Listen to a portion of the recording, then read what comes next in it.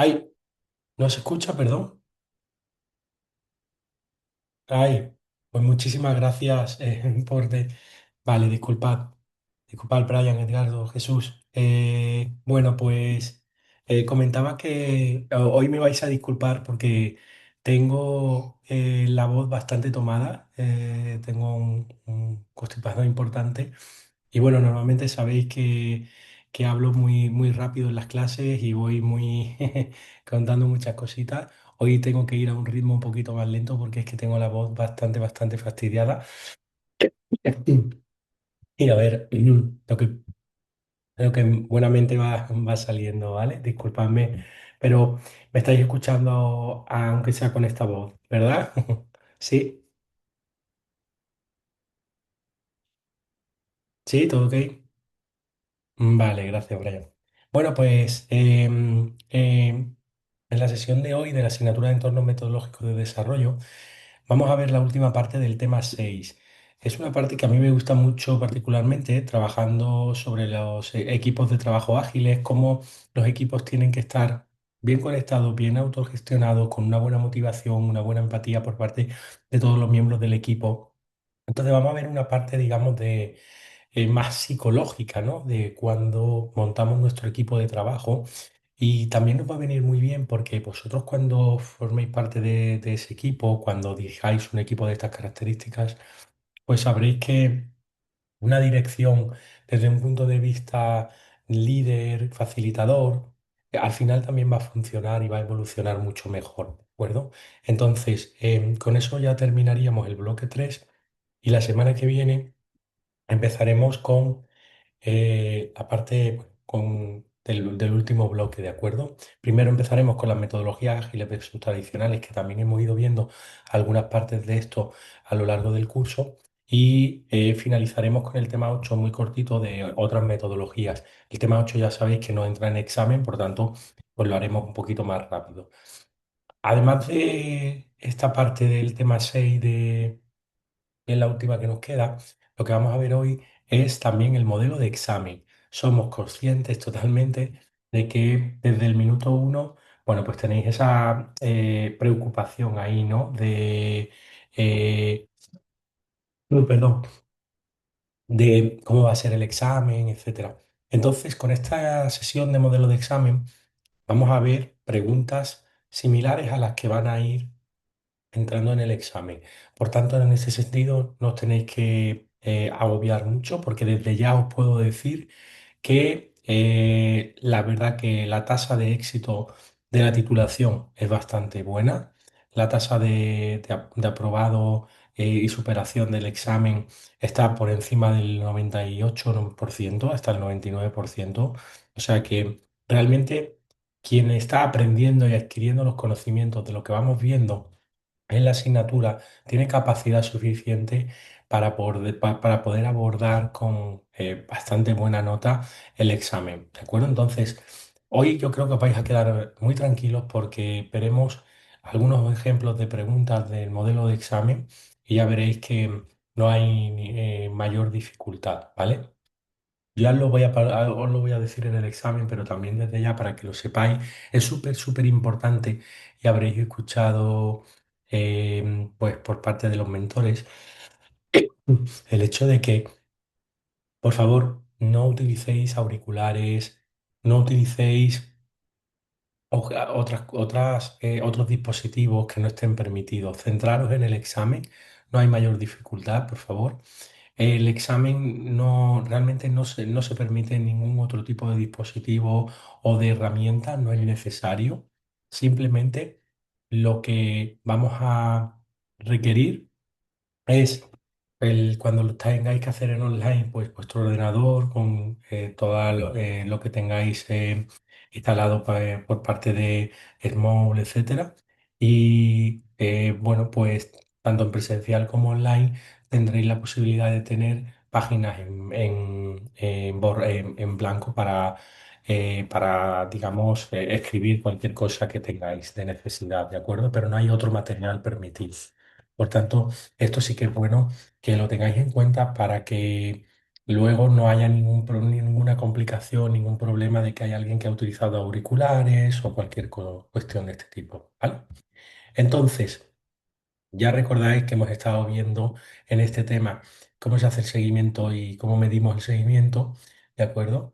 Y aquí pues estuvimos viendo ese primer problema y el segundo. No os preocupéis porque la semana que viene, además del tema 7 y 8, vamos a ver pues un poco un poco por encima también lo que sería una posible resolución de la actividad 3. Como realmente tenemos la clase el día 23 y tenéis algún día más para hacer la entrega, lo que haremos realmente es como una simulación de una posible opción de lo que tendría que ir en esa actividad, pero sin completar una solución. Realmente ya sabéis que aquí tampoco tenemos una solución única, ¿no? Entonces, vamos a dedicar posteriormente también un poco de tiempo, si queréis, a hacer un repaso, un resumen de todo lo que hemos ido viendo a lo largo de la asignatura. ¿De acuerdo? Bien, entonces, sin más, el último problema que tenemos para el día de hoy, por tanto, en este tema, es el funcionamiento del equipo ágil, ¿no? Fijaos que es fundamental entender que en un equipo ágil el equipo es la pieza clave, es el núcleo de todo, ¿de acuerdo? Entonces nosotros aquí tenemos que tener en cuenta que no tenemos jefes de proyectos, lo que tenemos es un líder, un facilitador, una persona que intermedia y que tiene muchísima empatía para con los demás, ¿de acuerdo?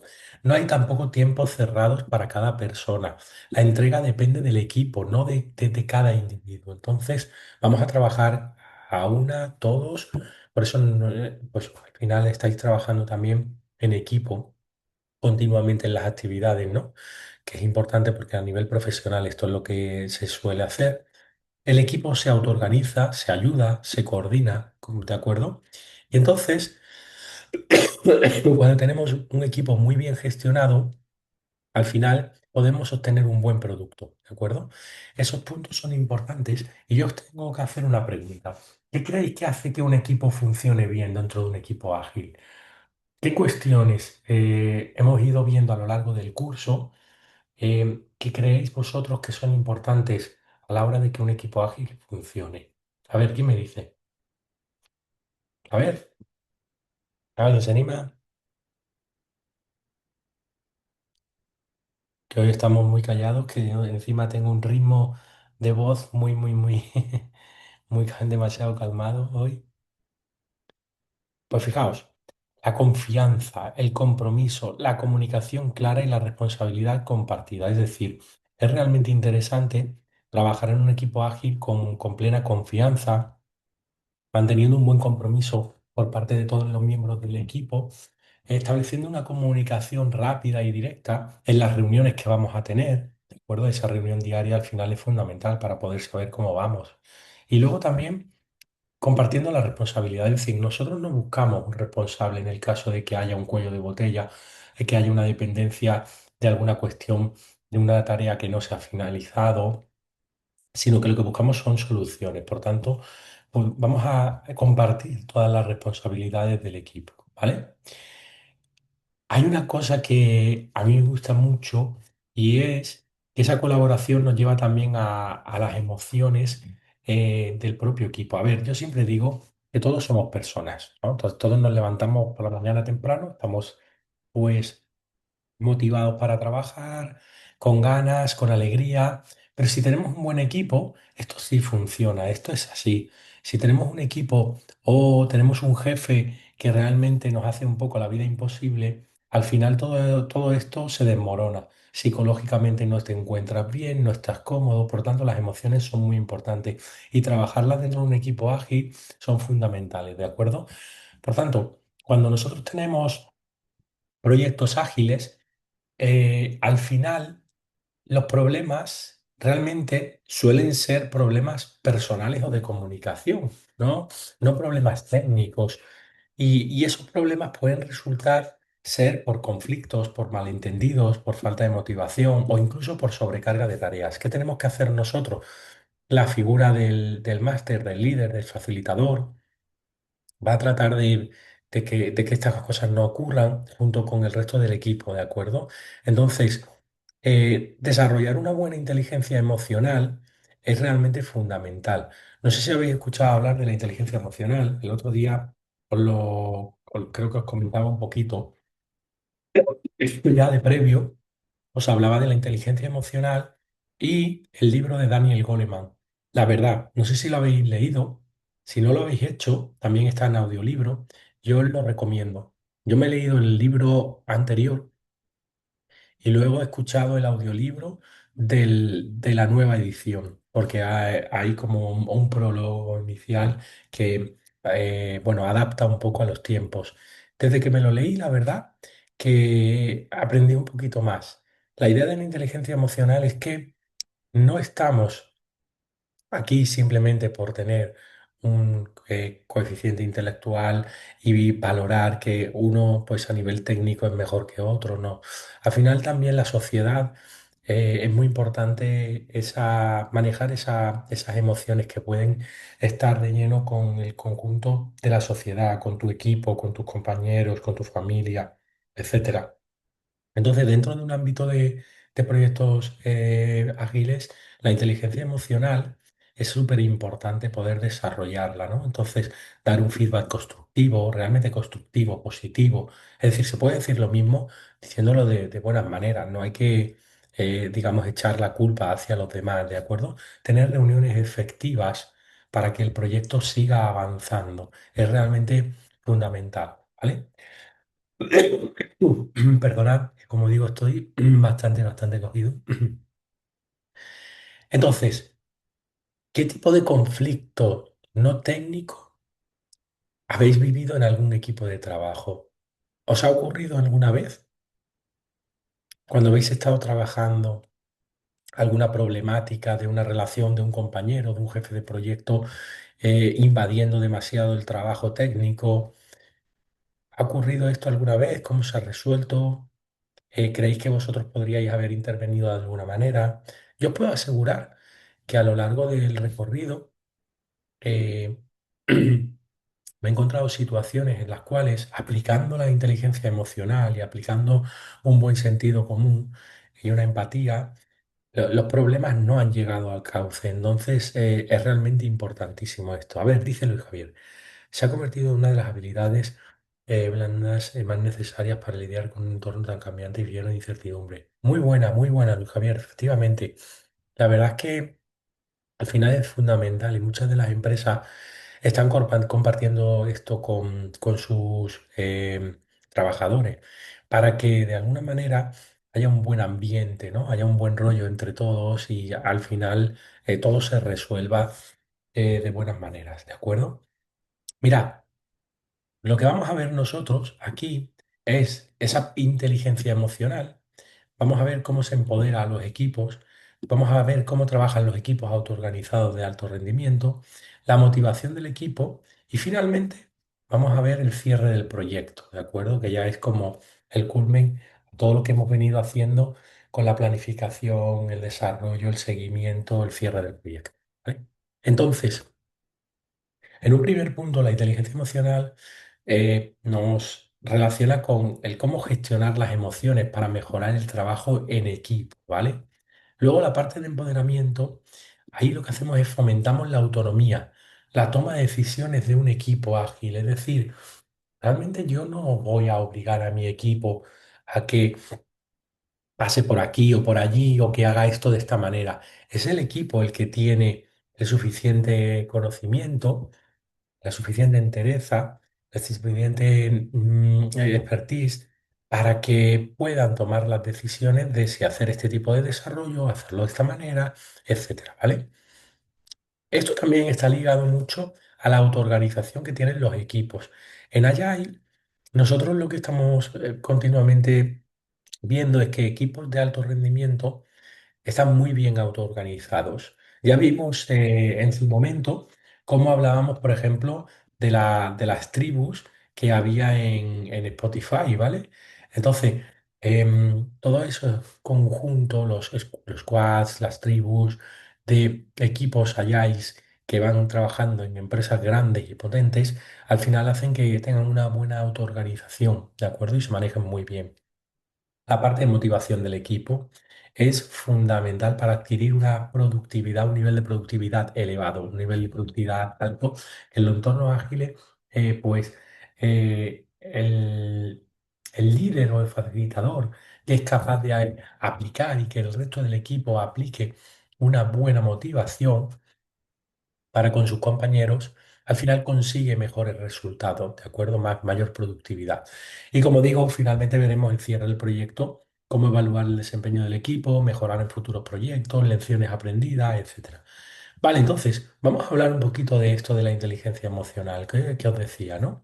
Mirad que hay sobre la inteligencia emocional una serie de aspectos como las habilidades sociales, la motivación, la empatía, la autorregulación, la autoconciencia.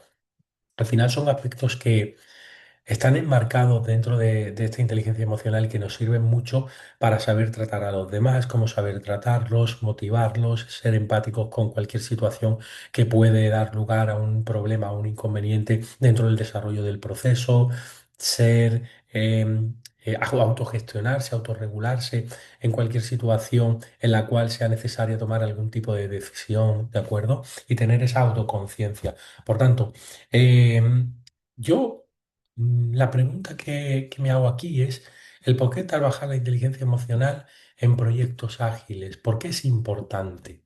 ¿Por qué es importante, no?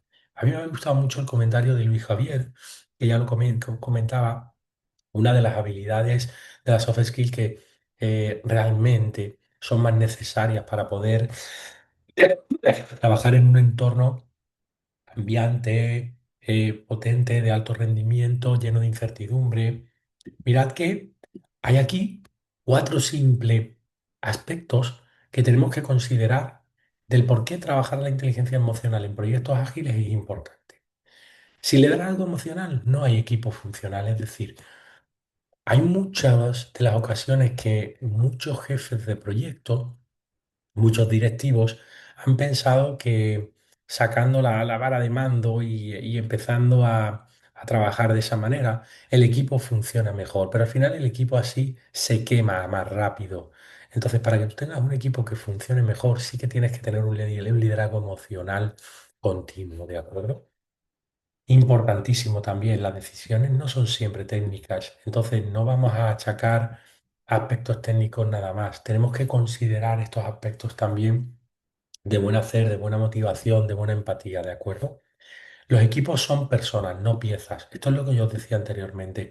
Cada uno de nosotros se despierta por la mañana con motivación, con ganas de trabajar, si realmente sabe que tiene un ambiente de liderazgo emocional, un ambiente, digamos, limpio, ¿no? No un ambiente tóxico, un ambiente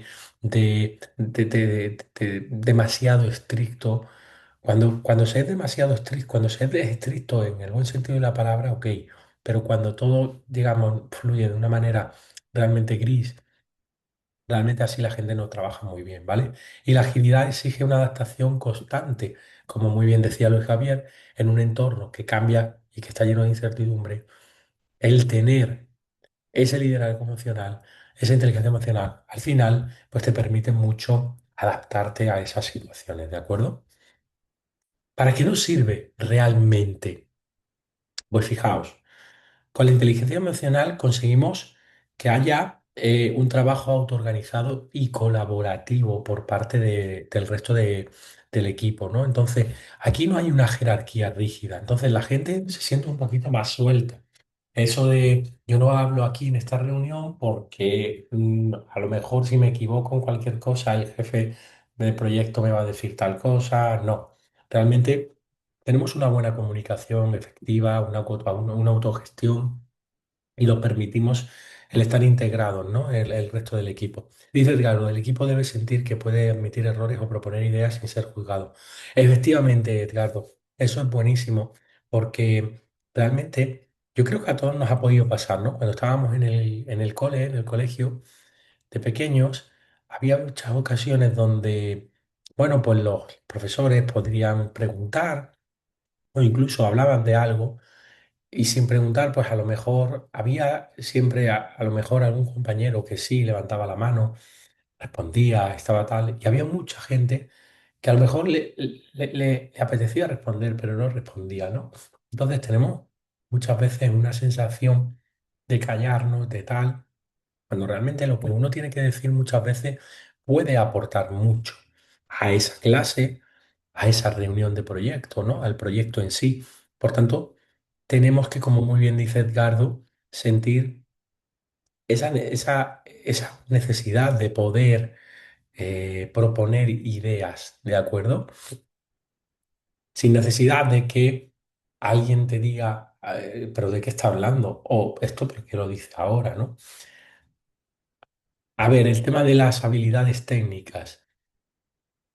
Fijaos que nosotros, por muy buenos que tengamos compañeros a nivel técnico, si realmente no aplica inteligencia emocional, nos quedamos un poco más cortos.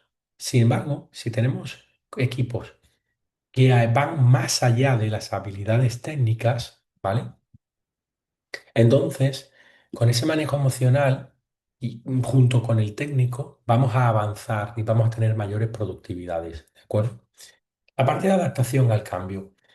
Mira, vuelvo al comentario, ¿no? De Luis Javier, esa incertidumbre, ese estrés, ese conflicto que tenemos continuamente en Agile, dinámico, cambiante, con el entorno eh, adaptativo. La inteligencia emocional ayuda mucho, ¿no? A poder manejarlo, a poder superar esto. Y mejora la comunicación y la motivación, porque facilita el entendimiento entre los compañeros, fomenta que haya un buen ambiente de trabajo.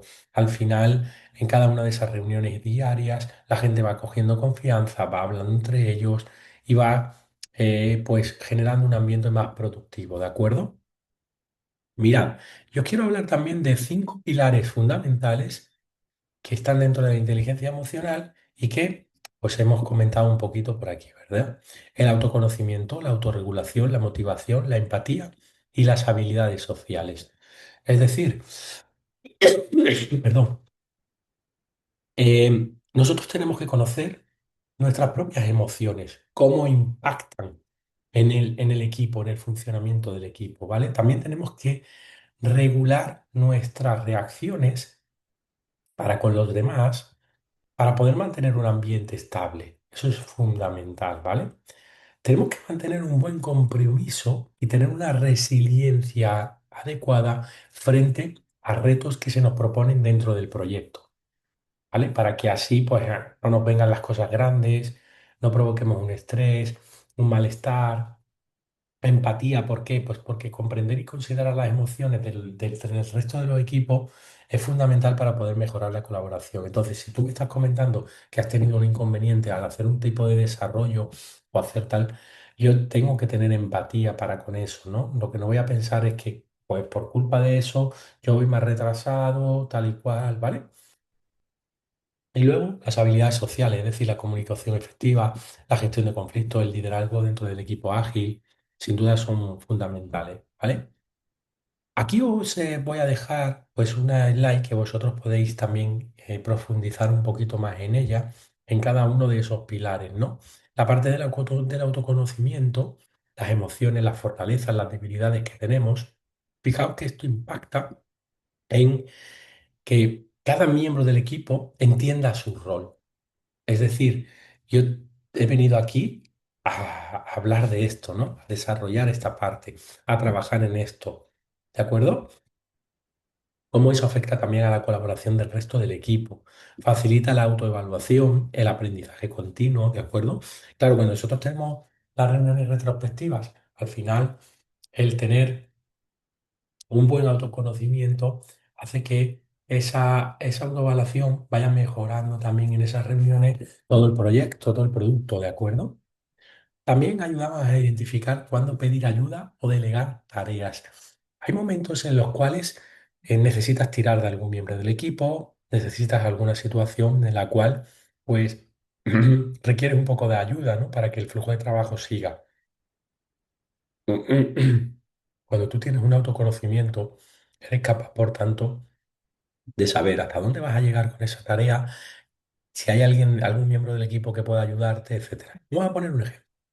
Mira, imaginaos que un desarrollador nota que se frustra con cambios frecuentes en los requisitos, ¿de acuerdo? Y decide trabajar en su flexibilidad para adaptarse mejor a los principios ágiles. Y esto parece una tontería, ¿vale? Pero vosotros estáis en este curso aprendiendo diferentes técnicas para la dirección, la gestión de los servicios de tecnologías de la información en las empresas. Entre ellos esta asignatura en la cual pues estamos trabajando en las metodologías ágiles. Y bien, lo estáis integrando, ¿no? En vuestro día a día. Algunos ya las conocíais, algunos ya las utilizabais bastante y otros no las conocíais y estáis adquiriendo a la hora. Lo que está claro también es que muchas veces cuando hay gente que se enfrenta a una situación nueva, pues a veces se le hace grande, ¿no? Y se le hace bola. Entonces hay muchas situaciones en las cuales estos desarrolladores realmente de verdad se frustran con los cambios de requisitos. Y a lo mejor muchos de ellos no aprenden porque no tienen flexibilidad para adaptarse, ¿no? Por tanto, nosotros tenemos que montar equipos que sean capaces de adaptarse a ese contexto, ¿vale?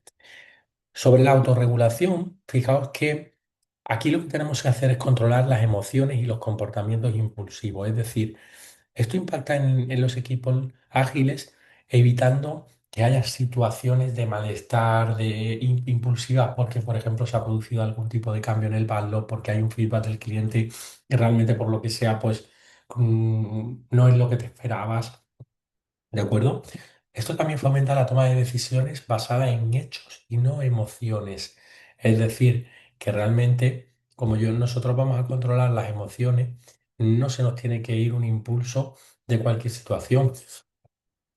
Vamos a tomar las decisiones no por impulso, sino porque realmente estén basadas en que las tareas se van cubriendo, en que tenemos un buen equipo para una buena capacidad para gestionar esas tareas con un número de puntos de historia por iteración, etcétera, etcétera, ¿de acuerdo?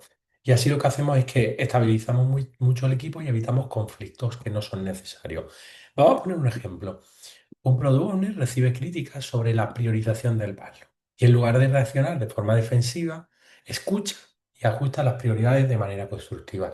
Imaginaos que hay un equipo de 7 personas y hay 4 desarrolladores que están de acuerdo en que hay una de las cuestiones dentro del backlog que se podría repriorizar para tal.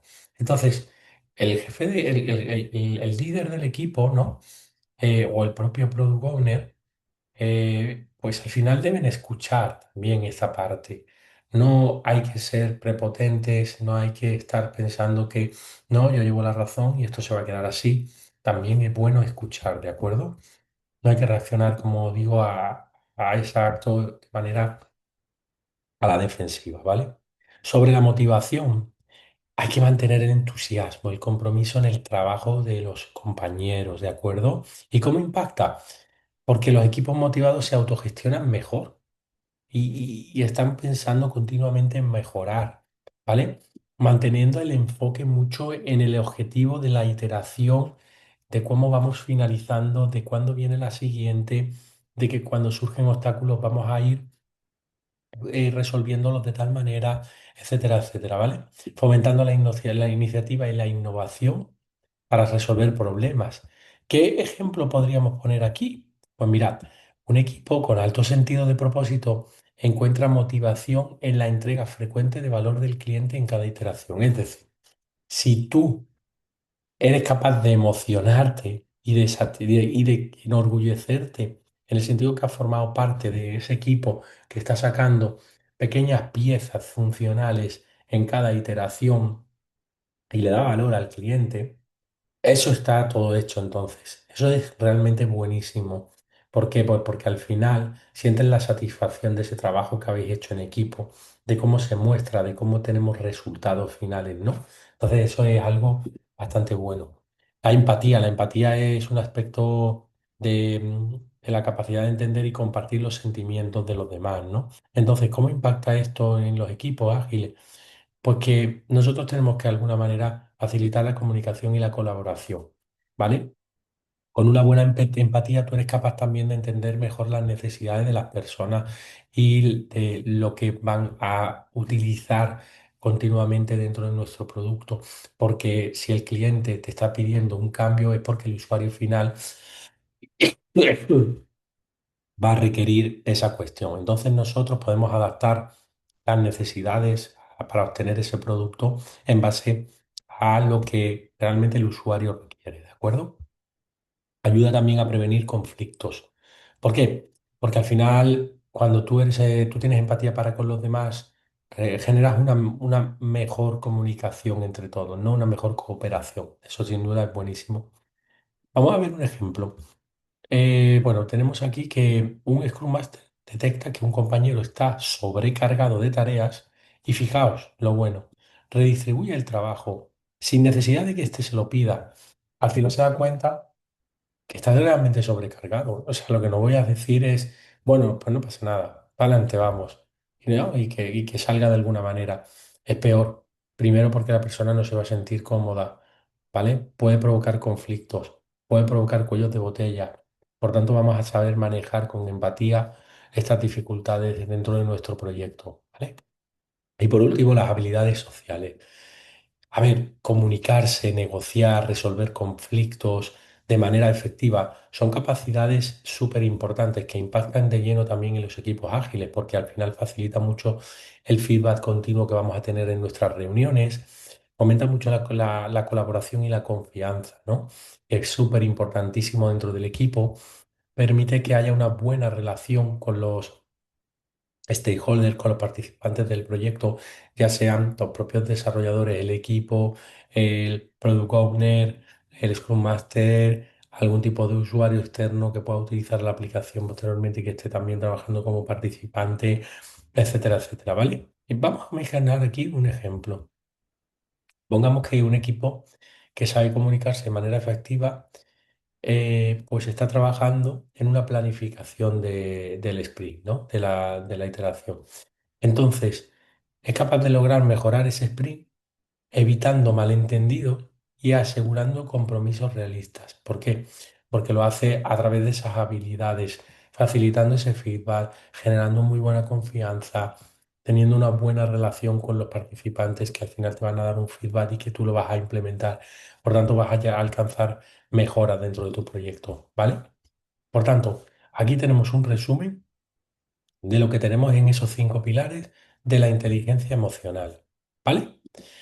Bueno, pues antes de pasar ahora a esta parte de empoderamiento de equipos, me gustaría preguntaros que se ha quedado claro, ¿no? Sobre todo esa parte, ¿no? de inteligencia emocional, ¿sí? ¿Alguna cosita que queráis que nos paremos? Genial, Jesús, mil gracias.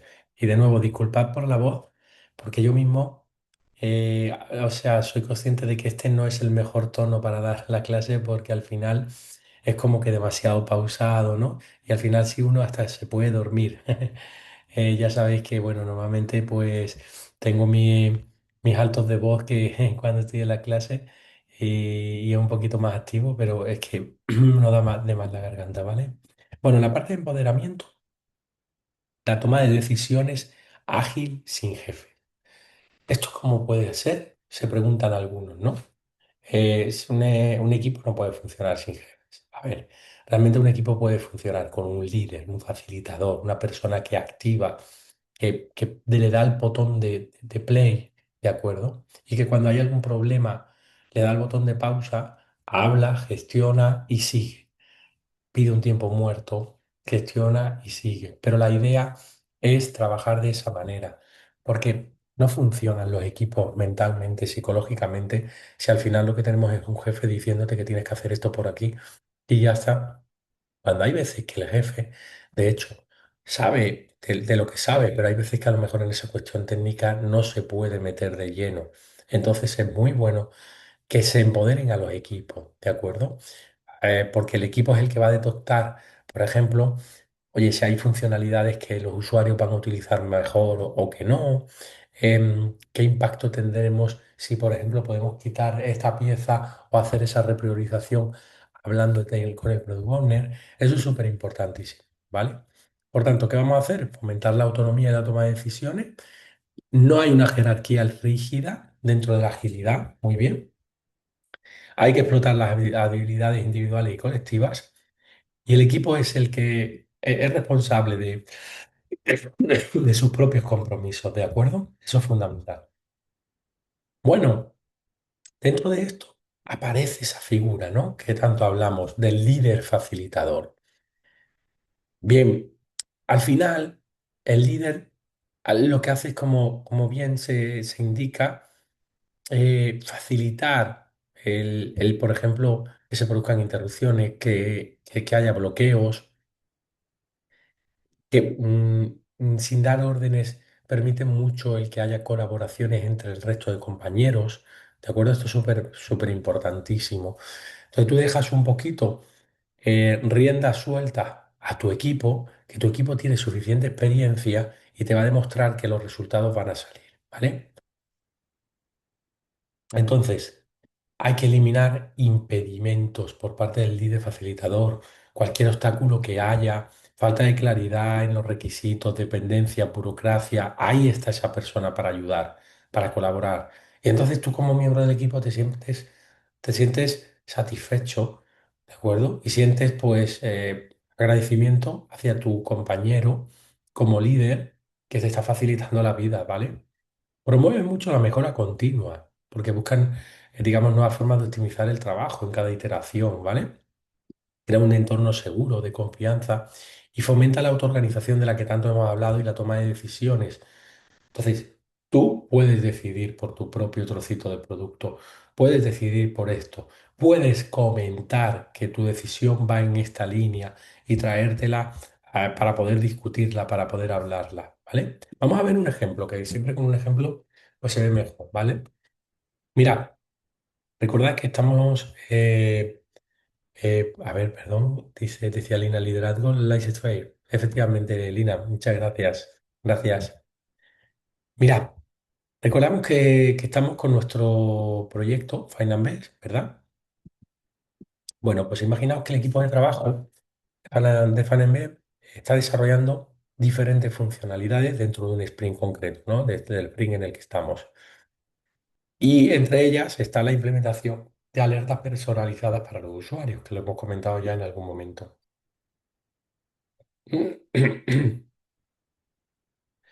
Hemos tenido una última reunión daily, diaria, en la que ha surgido una duda sobre la integración de las alertas con el motor de recomendación. Y entonces resulta que si esto no se resuelve, puede generar retraso. Entonces, ¿qué hace el líder? ¿Qué hace la persona facilitadora? Bueno, pues Luis, que es el Scrum Master de nuestro proyecto, facilita la comunicación, elimina impedimentos, fomenta la autonomía y evita la microgestión. Es decir, en un lado, organiza una reunión con los desarrolladores y el product owner y dice, a ver, ¿qué problema podemos tener de los requisitos? ¿Qué pensáis? ¿No? Vamos a tener esa reunión para poder trabajar. Luego detecta que el equipo no tiene acceso a ciertos datos. Entonces, se da cuenta que para poder continuar se le necesita dar permisos a los equipos en el área de seguridad y por tanto habla con el área de seguridad para que se le dé permiso rápidamente, ¿vale? Luego fomenta la autonomía, es decir, él no dice, la solución que he encontrado es esta. No. Lo que hace es que plantea para ver qué tipo de solución se puede encontrar y que el equipo, de manera integrada, trabaje en esa solución. ¿Vale? Y luego, la parte de la microgestión no indica paso a paso qué se tiene que trabajar, cómo se tiene que trabajar. Lo que hace es que cada miembro aporte su experiencia. Es decir, si tú eres capaz de aportar esta parte aquí y tú esta parte aquí, así es como vamos a funcionar mejor, ¿de acuerdo? Bueno, pues este sería un ejemplo para ver cómo trabaja el líder facilitador. Luego, respecto a equipos autoorganizados, pues fijaos que toman las decisiones de manera colectiva, definen sus procesos y hay una serie de diferencias que aquí sí quiero que nos quede claro respecto a lo que es un equipo tradicional. Fijaos. No hay una gestión jerárquica para avanzar. Eso es muy importante. Yo no sé si a vosotros ha pasado. A mí sí me ha pasado de encontrarme en la misma empresa, en el mismo sitio, en el mismo lugar, en un punto en el que tienes riendas sueltas, tienes esa parte de autoorganización por la propia empatía y motivación que supone el estar trabajando en ese equipo. Y entonces a ti eso te permite, pues, abrir puertas, pensar, digamos, aportar un poco más a la empresa, al proyecto, etcétera. Y también he encontrado lo contrario. En la misma empresa, cambios de direcciones, cambios de jefes de equipo, y de repente que todo se convierta en una jerarquía, que haya una reunión tras otra, que haya este ha hecho esto y aquel ha hecho lo otro, que haya hasta un control entrecruzado. Es decir, yo tengo a este que chequea lo que hace este y este a la vez chequea lo que hace este. Así estamos rompiendo mucho ese tipo de equipos autoorganizados, ¿vale? Es mi deber también trasladároslo porque al final vosotros estáis ahora formándoos en una titulación en la cual podéis estar ahí posteriormente como jefes o líderes, más bien facilitadores, ¿no? De algunos equipos, de algunos proyectos, ¿de acuerdo? Como directivos, como la parte del gobierno que debe entender mucho también para que los servicios de tecnología de la información apliquen con una transformación adecuada, ¿vale? Entonces, el futuro de las empresas depende en parte también de muchos de los que estáis aquí, ¿no? De esa mentalidad de empresa, ¿vale? Bueno, no necesitan una aprobación constante por un superior, como digo, y priorizan la colaboración y la responsabilidad compartida. Si vemos un ejemplo de nuestro proyecto Finemex, fijaos que si decidimos cuál es la mejor manera de implementar nuevas métricas personalizadas, no tenemos que estar esperando al product owner. Nosotros, los desarrolladores, podemos discutir la solución y cómo vamos a implementarlo de manera autónoma. Porque el Product Owner lo que quiere es que tengamos métricas personales, que demos, no las métricas personalizadas en sí, sino que demos valores dependiendo, pues, los resultados, sepamos que algunas cuestiones perdón, están personalizadas, pero nosotros tenemos la capacidad suficiente de hacerlo por nosotros mismos, ¿de acuerdo? Eso es importantísimo. Hay una serie de principios claves como normas y decisiones colectivas, pocos roles y complementarios, compromiso con propósito común y retroalimentación y mejora continua. Es decir, si nosotros tenemos un equipo que detecta que las alertas personalizadas requieren una optimización, como habíamos comentado anteriormente, entonces, incluso si, aunque no haya sido una alerta, una alarma que salga de un superior, el equipo decide implementar un ajuste y presentar la mejora en la siguiente sprint review. Entonces, queremos eso, queremos equipos que se autoorganicen, porque realmente es una fase muy importante cuando un equipo llega a ese nivel, ¿vale? Y para eso tenemos que confiar en ellos, obviamente. ¿Qué pasa con los equipos de alto rendimiento? Fijaos aquí, os voy a dejar en algunas de estas slides algunos libros que pueden ser interesantes, ¿vale? Como lectura complementaria o posterior, lo tengáis en cuenta, ¿vale? Bien. Imaginad, nosotros queremos equipos pequeños, funcionales, que tengan habilidades complementarias entre unos y otros, que la responsabilidad esté compartida, como ya hemos dicho, y que tengan propósitos y objetivos claros para que no haya ningún inconveniente. Entonces, realmente cuando nosotros tenemos equipos que van en torno a las 7, 10, 15 personas, ¿vale? 20 máximo, eh, pues al final es cuando estamos trabajando con fortaleza dentro de un equipo agile, ¿vale? Si tenemos equipos más grandes, tendremos que reducirlo. Eso es importantísimo. Porque además, cuando tienes equipos muy grandes y no los reduces, ya sí que empieza a volverse un poco inmanejable la situación. Y nosotros lo que queremos es que se maneje bien, que cada miembro aporte una competencia clave, que haya una autonomía directa de cada uno de los equipos, ¿de acuerdo? Y eso es fundamental.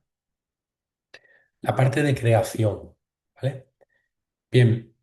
Una visión compartida es lo que nosotros llamábamos como la visión unificada, a través de la cual trabajabais el elevator pitch, el product box, y es realmente importantísimo porque es donde el equipo entiende cuál es el propósito, ¿de acuerdo? Eso es súper importantísimo. Objetivos realistas porque tenemos metas alcanzables y medibles, con una buena motivación y un foco. Sentido de identidad.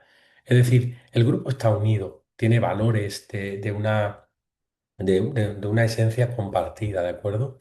Y un liderazgo fuerte que haga que el líder motive, facilite la colaboración, elimine obstáculos. Estupendo, ¿vale? Eso es lo que queremos. Eso es lo que queremos, ¿vale? Y claro, cuando ya pasamos a la parte de agilidad, si tú tienes entonces un equipo de alto rendimiento que tenga estas características, que esto es lo que tenemos que tener en cuenta para la parte de creación y que lo que vemos aquí ahora es lo que nos lleva a la agilidad, es decir, autorganización real, confianza y seguridad psicológica, feedback continuo, alta colaboración, crecimiento y desarrollo personal. Al final vamos a generar una buena actividad, un buen proceso, de generación de resultados dentro del proyecto. ¿De acuerdo? Es realmente fundamental. Bueno, pues llegado a este punto, ahora voy a hablar un poquito de algunos aspectos que hacen que el equipo, digamos, se sienta más motivado. Porque realmente la motivación es súper importantísimo para la productividad. A ver, esta motivación no es simplemente darle una palmadita a la espalda al compañero sin más, ¿no? Nosotros lo que queremos es que el equipo se sienta cómodo, que digamos, las fuerzas y que cada componente, digamos, aporte la energía para ir avanzando en un mismo punto, en un mismo proceso, motivar al compañero de al lado para que así lo haga también, ¿de acuerdo? Entonces eso es muy importante, ¿vale? Entonces cuando nosotros conseguimos una buena motivación del equipo, el equipo al final está a por todas, ¿de acuerdo? Mirad, fijaos. El Scrum Master tiene que asegurarse que todos los vectores de todos los compañeros que se ven aquí apunten al mismo lado, ¿vale? Si hay algún vector de un compañero que va hacia allá, otro que va hacia acá, otro que va hacia acá, otro que va hacia acá, entonces hay algunos que están tirando las fuerzas del vector hacia otro lado. Esta manera de representarlo gráficamente puede resultar curiosa, pero en realidad es buena porque ahí nos damos cuenta el equipo, en cuanto a las tomas de decisiones, tiene que tener eso claro. Mira, justo hoy he tenido una reunión con mi grupo de investigación y me ha resultado curioso lo que comentaba un compañero. Cuando estuvo trabajando para Oracle, ellos le pusieron en la alfombrita del ratón que tenían, le pusieron el roadmap que marcaba las líneas estratégicas de la empresa en los próximos años. De esa manera aseguraba Oracle que cada uno de los trabajadores sabía que estaban empujando juntos hacia ese roadmap, hacia esas líneas estratégicas. La verdad resulta curioso, en verdad, y porque realmente ahí tú puedes ver, oye, pues mira, estamos consiguiendo esto y estos son las metas y estos son los objetivos, estupendo. Lo que yo sí añadiría a eso, que también es fundamental, que haya una buena motivación del equipo. Porque yo creo que no podemos engañar a nadie si decimos que una persona es capaz de dar mucho más cuando tiene motivación. O sea, realmente cuando una persona está motivada, aporta muchísimo más, se mete de lleno en el proyecto. Cuando no tiene una motivación clara, es que al final no le salen las ideas. No puede aportar tanto. Eso es muy importante. Entonces, al final, vamos a cuidar a nuestro equipo, porque realmente, si no, lo contrario, lo que estamos es echándonos a nosotros mismos tierra, ¿de acuerdo? Es fundamental. Entonces, imaginaos, nosotros tenemos que revisar regularmente que todos entiendan que el propósito del proyecto. Por eso nosotros trabajamos con una visión unificada, como hemos dicho anteriormente, lo que vimos en los primeros temas, ¿no? Mantener la comunicación entre las áreas, alinear los objetivos, ¿vale? Entonces, ¿qué tenemos? Pues como caso ideal, que todos los miembros del equipo entienden que el objetivo es mejorar la experiencia del usuario. En Finance, por ejemplo, vamos a trabajar, por tanto, en un diseño, en un desarrollo que defina alertas útiles y una interfaz clara. Esto lo tenemos claro. Pero ¿qué pasa si tenemos vectores que están desalineados? Porque como digo, uno va hacia la izquierda, otro va hacia la derecha, ¿vale? Entonces ahí rompemos la fuerza. Y realmente podemos ver que hay un desarrollo que prioriza la velocidad sin pensar en la usabilidad. Hay un diseño que se enfoca en la interfaz sin pensar que es funcional, ¿vale? Hay un negocio que quiere agregar más opciones sin considerar la carga técnica. Por tanto, esto no funciona. Produce retraso, produce confusión, produce cambios de última hora. Vamos a irnos a un caso de vectores alineados. Eso es importantísimo dentro del ámbito de la motivación, ¿vale?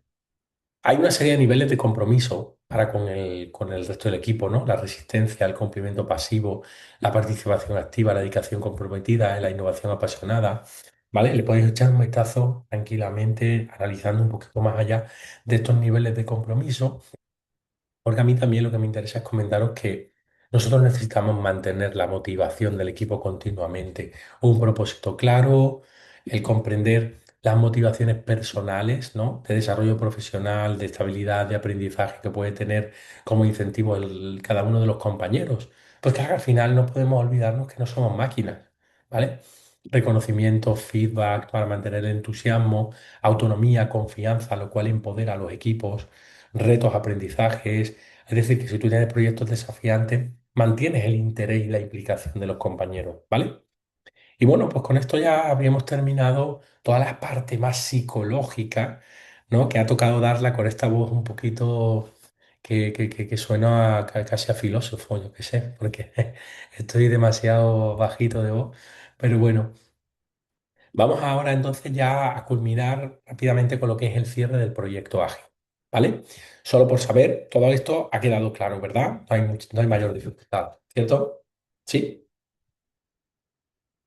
Realmente no hay una parte práctica aquí, ¿no? Hoy hemos estado un poco, pues, asimilando las cuestiones interesantes de cómo funciona un buen equipo ágil. Estupendo, muchas gracias, Lina, Brian, perfecto.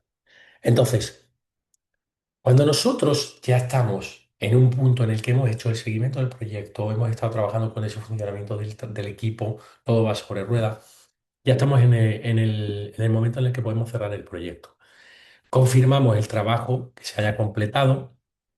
¿Vale? Hacemos la aceptación formal con el Product Owner y liberamos los recursos del proyecto. Por tanto, ¿qué hacemos? Oye, verificamos que todas las historias de usuario se han cumplido, que se validan con el cliente en la entrega final, que el Product Owner y las partes interesadas confirman que todo está listo, que los requisitos están tal cual se esperaba.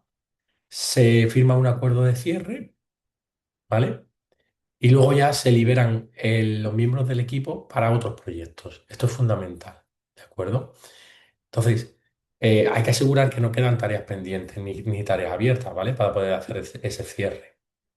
Y lo último, las lecciones aprendidas. De cada proyecto nosotros vamos a tener que sacar una serie de lecciones aprendidas.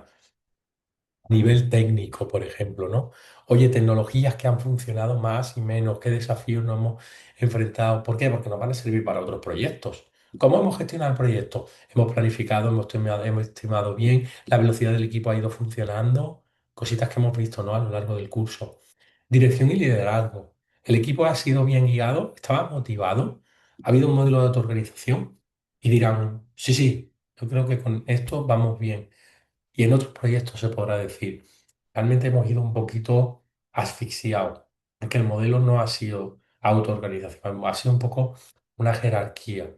Entonces ahí es conveniente saber esas lecciones aprendidas, ¿vale? Comunicación y colaboración. ¿Ha habido buena colaboración, buena comunicación con todos los participantes? ¿Ha habido algún problema en la coordinación del equipo? Y la entrega y el valor para el cliente. El producto final cumple las expectativas que tenía el cliente.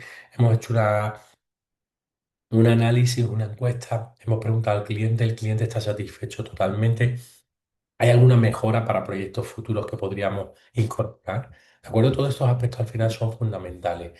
Vamos a ver cómo haríamos el cierre de nuestro proyecto Finance, ¿vale? Ponemos ahí el broche de oro ya al final. Mira, ¿cómo confirmaríamos nosotros el trabajo completado? Recordad que tenemos tres puntos, ¿no? Confirmación del trabajo completado, aceptación formal y liberación de recursos, ¿vale? Confirmación del trabajo completado por un lado, aceptación formal por otro y liberación de recursos por otro. Entonces, la primera, nosotros vamos a validar que todas las funciones claves del sistema de inversión que hemos estado desarrollando están en activo y funcionan bien, ¿vale? Todas las historias de usuario cumplen los criterios de aceptación, están en hecho y se realizan pruebas finales y se verifica la usabilidad. Entonces, bueno, podemos decir que el trabajo está completado. Pero para poder cerrar, tenemos que seguir. Tenemos que tener una aceptación formal. Es decir, el Product Owner confirma que Finance cumple los requisitos que se habían definido en el backlog. Hay una demo final, el equipo de negocio y los inversores validan que la plataforma satisface las necesidades, por tanto, el Product Owner queda satisfecho, el cliente en general, y podemos decir que se acepta formalmente por parte del cliente.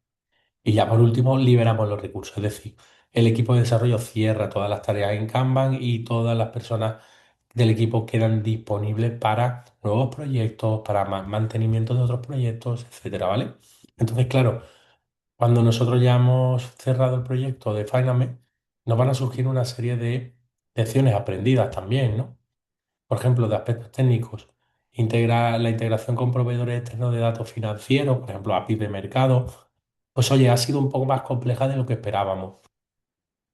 La implementación del motor de reconocimiento basado en IA ha requerido más interacciones para ajustar algoritmos. La gestión del proyecto. Oye, se ha subestimado el esfuerzo para automatizar pruebas. Entonces, claro, esto ha afectado a la velocidad. Por tanto, tenemos que tenerlo en cuenta para otros proyectos, ¿vale? La planificación de release cada dos iteraciones funcionó bien para alinear las entregas con expectativas del negocio. También es bueno saber las cosas buenas que han ido funcionando, ¿vale? Y la dirección y liderazgo. El equipo de desarrollo se benefició de una buena autoorganización, ¿vale? Y se identificó la necesidad de reforzar la alineación entre desarrollo y equipo financiero y se consiguió hacer, ¿vale? Entonces, con esto ya tendríamos, digamos, nuestro cierre de Finance y nuestras lecciones aprendidas de Finance, ¿vale? También respecto a la comunicación y a la colaboración, hoy ha habido una retroalimentación un poco tardía. Entonces, ha ido generándose cierto bloqueo. Esto es algo que tenemos que tener cuidado para las próximas, ¿vale? Hemos usado herramientas colaborativas como Jira, que han sido muy buenas para mantener la transparencia y saber qué vamos haciendo, qué tareas vamos haciendo en cada momento, ¿vale? Y luego ha habido una buena entrega de valor para el cliente. El cliente pues ha ido viendo las diferentes fases y ha visto que era interesante. Y dentro de la fase piloto, lo que el cliente ha visto es que se podría mejorar la parte de la personalización de la alerta financiera, que ya estamos un poquito ahí rondando el tema, ¿no? Entonces, estamos dándole el valor al cliente, el cliente está satisfecho, pero nos está diciendo que quizás se podría ampliar esa parte, ¿no? Pues mejor, vamos ahí a mejorar eso, ¿no? Y la funcionalidad de simulación de inversión demostró un alto impacto en la experiencia del usuario. Oye, pues esto también nos da un valor añadido para los siguientes y futuros proyectos de desarrollo, ¿vale? Pues nada, con esto finalizamos ya este tema 6. ¿Me podéis comentar, porfa, si queda alguna duda del tema? ¿Algo que queráis que veamos? A ver, decidme, porfa. Nada, ¿todo ok? Vale, pues mientras, gracias. Pues mientras vamos a ir ahora a la segunda parte, ¿no? Lo que ya os estaba comentando un poquito del ejemplo demo de lo que sería el examen, ¿vale? Vale, para que vosotros estéis tranquilos, como ya os decía, eh, mm, sinceramente, la tasa de éxito de esta titulación en líneas generales es muy buena.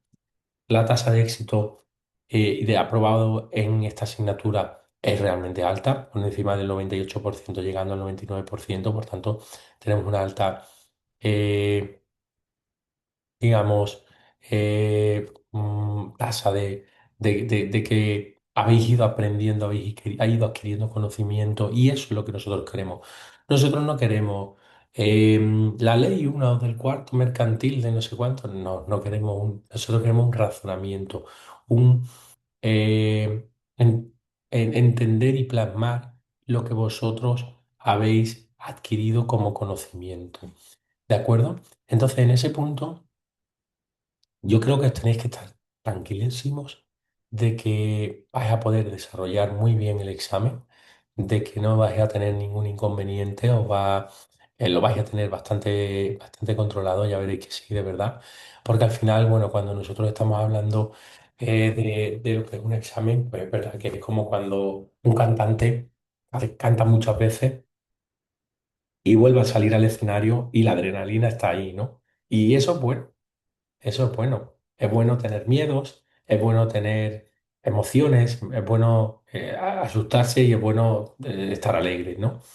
Pero bueno, yo sí que tengo que transmitiros que realmente podéis estar súper tranquilísimos del hecho de que realmente vais a tener un examen que cuando se hacen las actividades se hace de manera estupenda. No hay mayor inconveniente en ese sentido, ¿de acuerdo? Ya lo veréis. Recordad que en el examen teníamos 5 preguntas abiertas, teníamos dos partes, una de preguntas abiertas y otra de caso práctico, ¿verdad? Una práctica. Entonces teníamos 5 preguntas abiertas de desarrollo conceptual teórico práctico, ¿vale? Cada una pues vale un punto y suelen ser preguntas que tienen un par de preguntas. Entonces hay un par de cuestiones, ¿no? Entonces dentro de esta pues 0,5 una, 0,5 otra, cositas así, ¿no? Menos dependiendo del tipo de pregunta. Y luego la parte práctica, que recordáis que tenía 5 puntos. ¿Vale? Todo ejercicio, mira, lo voy a comentar, compartir por aquí y así recordáis de nuevo lo que tenemos en un examen, ¿vale? Tendríamos esas preguntas abiertas, ¿vale? Que son 5 puntos, un punto por cada uno, y la práctica de 5 puntos, 2 ejercicios de casos prácticos, y por tanto tenemos 2,5 puntos cada uno. Recordad que esto cubre el 60% de la evaluación final, ¿vale? Y al final, pues yo lo que quiero es que plasméis en esas preguntas todo el conocimiento de lo que habéis ido adquiriendo a lo largo del curso, que seguro lo tenéis ahí bien, bien metido. Y que tengáis en cuenta claramente que cuando estáis haciendo vuestro desarrollo de las actividades, vais a tener sobre rueda el tema del examen, ¿vale? Mira, vamos a ver ahora ejemplos, por tanto, de preguntas. Pregunta uno, 2, 3, 4, 5. Serían 5 preguntas en la primera parte y un caso práctico con 2 preguntas, ¿no? Dentro del caso práctico, 2 ejercicios. ¿Vale? Venga, recordad que esto es una demo de examen que vamos a tener un examen muy parecido a lo que podemos estar viendo aquí. Tanto, esto también os va a permitir el estar un poquito más relajado, ¿vale? Venga, primera pregunta. ¿Es un bar down chart en metodologías ágiles? Esa es la primera parte de la pregunta. ¿Y qué utilidad tiene para la gestión del proyecto? A ver, ¿quién me dice? Rápido, venga. Un mini punto.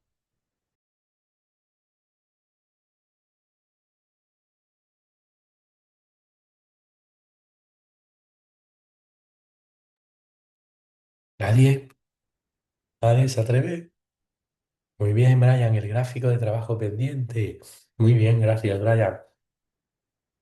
Perfecto. Efectivamente, recordad que nosotros, cuando hablamos de los diagramas Bardown, Bardown, pues lo tenemos reciente, ¿no? De la anterior clase. Entonces ahí lo que nosotros estuvimos viendo, bien, dice Luis Javier, se usa para ver el estado de una interacción o del proyecto en general.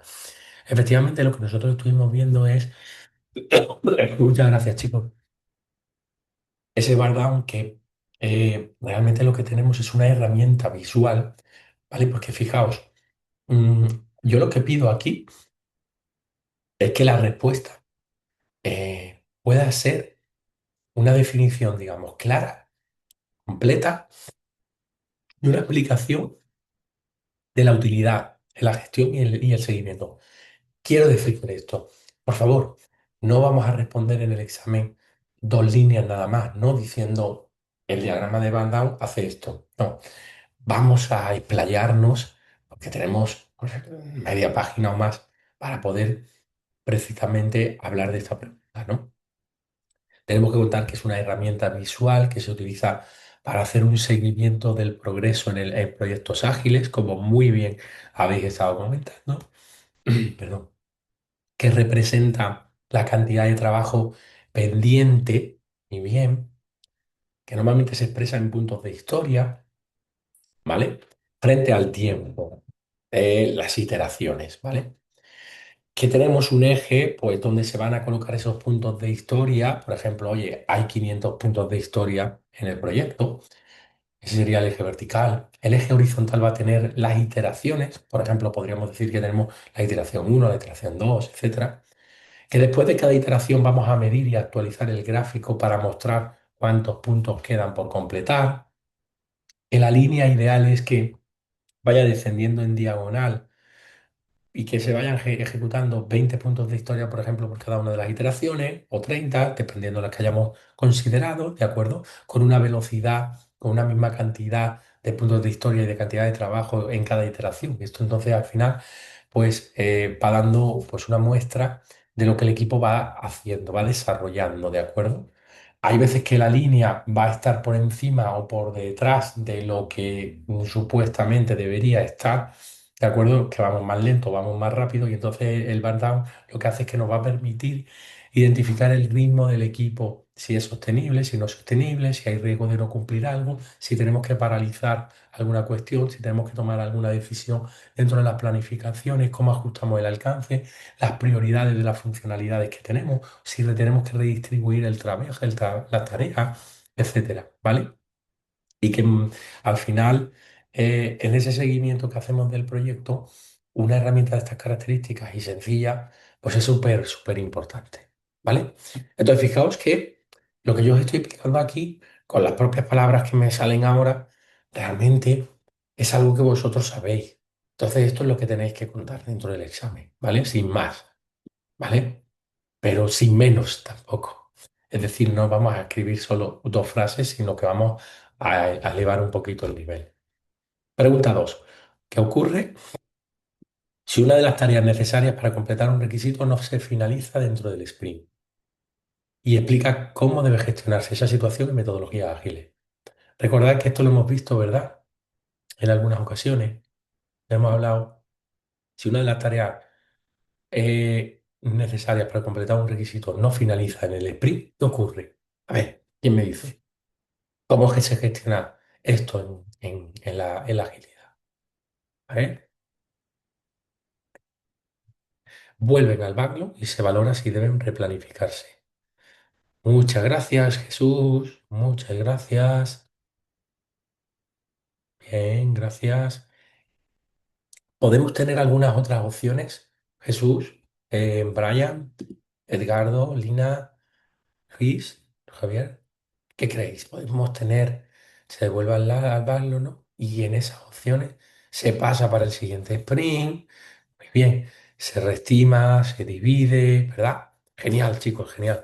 Vale, entonces, nosotros lo que vamos a valorar en las metodologías ágiles, ya sabéis, especialmente en Scrum, es que un requisito, la historia de usuario, se considerará completada, solo si las tareas se han completado. Entonces, ¿qué pasa? Eso nosotros tenemos que ver que se hayan finalizado, que estén en hecho y que los criterios de aceptación estén cubiertos, ¿vale? Si una de las tareas no se finaliza, no podemos marcar como don, como hecho. Entonces, ¿qué hacemos? Pues no se puede presentar a la review del sprint. No es funcional esa historia, esa parte de historia, ¿no?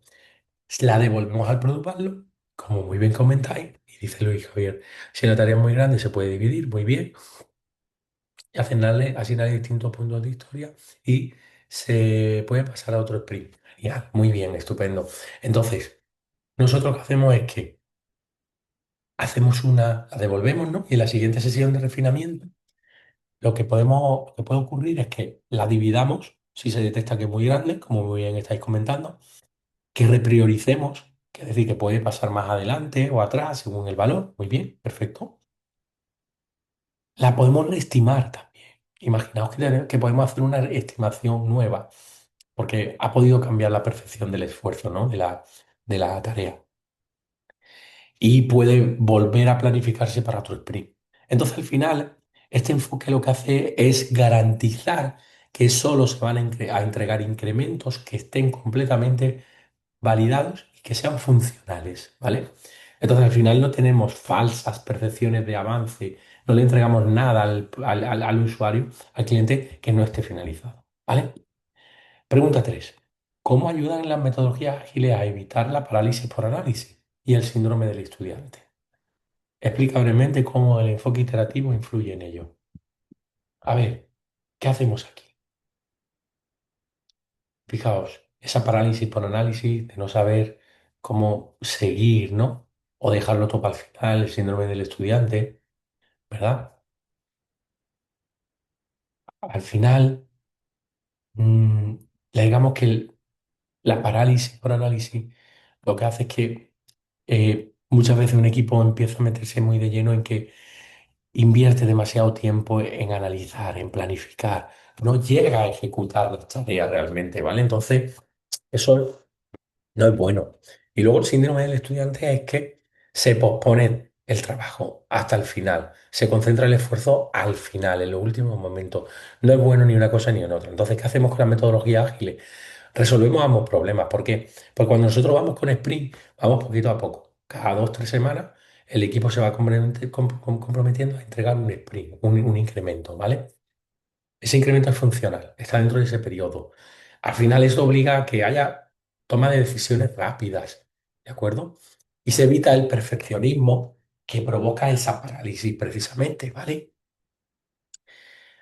Luego continuamos y esto también hace que no se deja todo para el final, es decir, evitamos también ese síndrome del estudiante porque realmente vamos a ir entregando cosas poco a poco en los diferentes incrementos que vamos a tener, ¿de acuerdo? Por tanto, esas revisiones, esas retrospectivas, esa ejecución sostenida en el tiempo hace que no caigamos en ese error de la parálisis o del síndrome del estudiante. Luego hay otras preguntas tipo, por ejemplo, ¿por qué es importante definir una visión única en proyectos ágiles? ¿No? Pongo un ejemplo breve que lo justifique. ¿Y en qué consiste la planificación adaptativa en 3 niveles de agilidad? ¿No? Fijaos que son preguntas, como veis aquí, que en las que os vais a encontrar en casos abiertos, son cositas que hemos visto mucho en clase y que son muy de razonar. Entonces estoy seguro que las vais a sacar muy bien. Al final son 5 puntos, fijaos, interesante, ¿vale? Bueno, pues ¿qué pasa? ¿Por qué es importante definir la visión única? Bueno, pues ya sabéis que esa visión única que tenemos dentro de un equipo que esté bien autoorganizado, que realmente tenga una buena guía, una buena priorización, al final tener un buen elevator pitch, ese mensaje, ¿no? que impacta, esa visión hace que el equipo sepa exactamente hacia dónde va el proyecto, no que tengo que desarrollar esto porque es lo que me han dicho, ¿vale? Eso es muy importante. Ahí estamos también consiguiendo que el equipo esté muy implicado. Y bueno, recordar en la pregunta 5 el tema de la planificación adaptativa, pues básicamente recordad que hemos trabajado en la parte de los 3 niveles, estamos principalmente en el roadmap, el release plan y el sprint planning, ¿vale? Esos son los 3 niveles en la parte de planificación adaptativa. Recordad que los ámbitos de cuando empezamos a mirar los horizontes de planificación, incluimos la visión, incluimos el roadmap, incluimos el release plan, la parte de la planificación, las reuniones y tenemos esos 5 niveles. Pero cuando hablamos de 3 niveles de agilidad en la planificación adaptativa, nos referimos precisamente a ese núcleo del ROC, la planificación a alto nivel, del release plan, un segundo nivel que va a distribuir ya los elementos del product backlog, y luego ya la ejecución en sí del sprint planning, ¿vale? Que es la planificación que ocurre al inicio del sprint y que ya da riendas a poder hacer el desarrollo, ¿vale? Genial. Bien, ¿cómo veis esas preguntas? No son complicadas, ¿verdad? Vamos a ver ahora el caso práctico, un ejemplo del caso práctico, ¿vale? Aquí lo que os vamos a poner es ponemos aquí una situación de un caso práctico, supuesto práctico, y luego va a haber pues un par de preguntas en base a ello, ¿vale? Y esta parte pues un poquito práctica y está relacionada también con la parte más práctica de las actividades. Imagina un consorcio de museos de distintas ciudades que quiere lanzar una plataforma digital para crear experiencias interactivas y personalizadas para los visitantes. La herramienta permitirá que los usuarios creen recorridos temáticos, reserven visitas guiadas, accedan a contenido exclusivo de su móvil y compartan su experiencia. El objetivo del proyecto es atraer nuevos públicos, ofrecer una experiencia más rica y recopilar datos útiles para la mejora de la ciudad. La oferta cultural.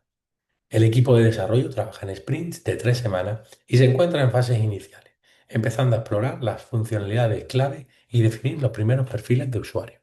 Bien, habrá un supuesto pues, de unas características parecidas, ¿de acuerdo? Y lo que estamos pidiendo aquí es que, primero, se utilice la técnica persona para identificar 4 perfiles clave de usuarios. ¿Quién va a utilizar la plataforma? Pues un joven que va a hacer tal, una persona empresaria, no sé cuántos, tal, que va a visitar, ¿vale? Viajeros que van a visitar el museo, tal, tal, tal, ¿vale? Para cada uno de esos perfiles, redactar 2 historias de usuario, ¿vale? Priorizar las 8 historias de usuario con la técnica Moscú y escoger una de esas historias y definir 3 criterios de aceptación. Estos son 2 puntos y medio, ¿vale? Fijaos que al final nosotros tenemos 2 horas en el examen. El examen está hecho perfectamente para terminarlo en 1 hora y media. La primera pregunta, pongamos que en unos 40 minutitos las tenéis listas seguro, ¿vale? Y luego, pues, entre 50 a 60 minutos, pues, para dedicarle al ejercicio práctico, ¿vale? Fijaos que al final nos ponemos 20.000 historias de usuario, ¿no? Son 2 historias de usuario por cada perfil, ¿no? Al final 8, 4 claves, ¿no? De usuario. Entonces, realmente aquí lo que nosotros estamos viendo es que definamos, por ejemplo, oye, un visitante ocasional o un docente, ¿no? Que va a una visita escolar, por ejemplo. Oye, pues, ¿cómo es el tema de una historia de usuario de un docente que va de visita escolar? Oye, pues como docente quiero reservar un itinerario grupal adaptado al nivel educativo de mi curso, ¿de acuerdo? Por ejemplo, ¿no? Entonces, al final es sencillo en ese caso, ¿no? Luego tenemos las 8 historias de usuario y, y las vamos a trabajar. Cuando las reorganicemos nuestro, con nuestra priorización de Moscú, también hay que explicar por qué consideramos que una es más, por qué consideramos que otra es tal, etcétera, ¿vale? Y luego, bueno, pues tenemos los criterios de aceptación que sean coherentes y completos, ¿vale?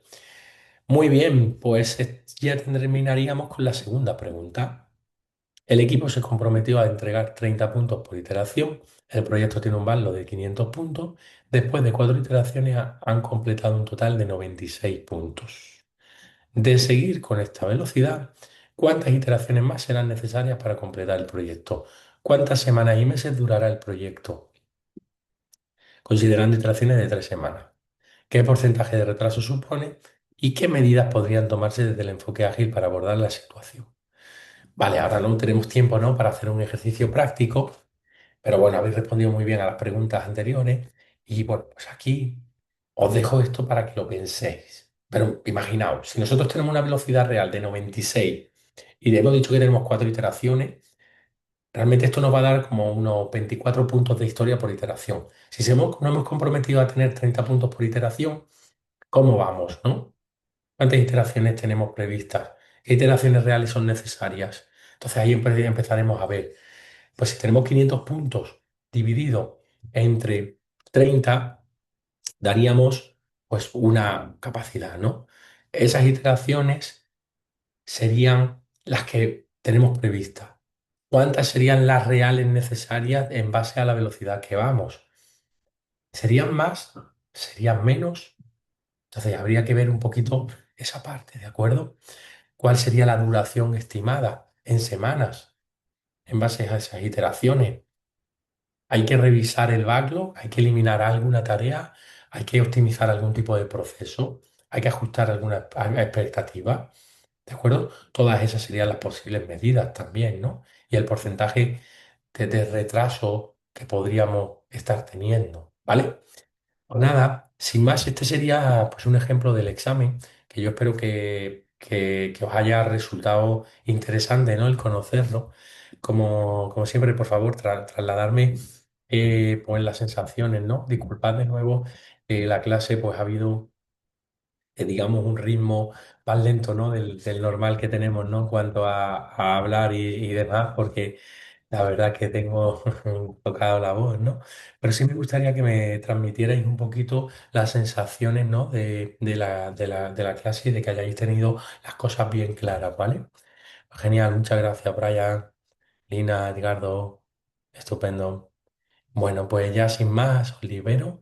Tenemos la última sesión, la última clase el lunes 23, recordad, 21 horas España. Entonces, ahí finalizaremos temas 7 y 8, dos temas muy rapiditos. Nos meteremos un poquito con la parte de la actividad 3 y luego veremos también un repaso general de todo, ¿vale? Así que nada, mando un saludo, un abrazo, que vaya súper, súper bien. A ver si el lunes ya no se puedo hablar de un poquito más claro, ¿vale? Pues nada, que vaya genial. Y espero que estéis tranquilos con el examen. Ya veréis que va a salir todo muy bien. Muchas gracias, Lina. Muchas gracias, Luis Javier. Gracias, Brian, Edgardo, Jesús. Chao, un saludo.